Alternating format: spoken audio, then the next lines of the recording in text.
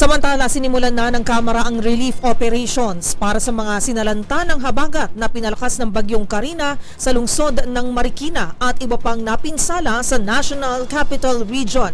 Kabilang na ang pamamahagi ng libo-libong food packs. Ang buong detalye ihahatid ni Milky Rigunan. Sinimula na ng Kamara ang pag-organisa ng relief operations para sa mga biktima ng baha dito sa Metro Manila, partikular sa Marikina City.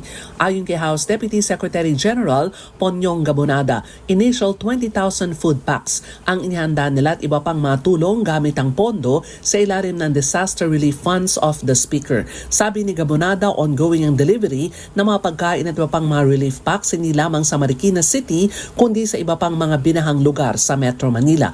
Narito ipinag-utos na ni House Speaker Martin Romualdez ang pag-convene sa susunod na linggo, July 31, ng House Committee on Metro Manila Development o CMMD na pinamumunuan ni Congressman Roland Valeriano para i-assess ang epekto ng baha sa maraming mga lugar sa Kalakang, Maynila. Si Valeriano ay naipag-ugnayan na sa Metro Manila Development Authority para sa assessment ng baha at matugunan ng problema sa kabila ng mga pinatutupad na flood control projects hindi lamang ng gobyerno kundi mga local government units. Sa ipatatawag na meeting ng Kamara sa susunod na linggo, imbitado ang mga opisyal ng iba't ibang mga local government units, MMDA, Pag-asa, NDRMC at mga naghahakot ng mga basura na nakontrata ng mga LGU. Para sa MBC TV Network News, ako si Milky Rigunan, una sa Pilipinas, una sa Pilipino.